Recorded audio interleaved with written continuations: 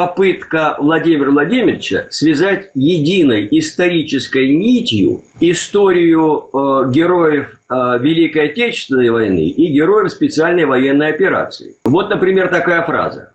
«Духовная сопричастность вашим судьбам и подвигам нерушимо связывает поколение героев Отечества». И склоним голову перед погибшими в Великой Отечественной войне и специальной военной операции. Но, Владимир Владимирович, 9 мая мы-то собрались праздновать победу Красной Армии, защитницы советской власти и социалистического отечества. А у красногвардейцев впереди было Красное Знамя. А тогда как вы командуете, если вот так исторически правильно говорить, белогвардейской армией, у которой знамя триколор.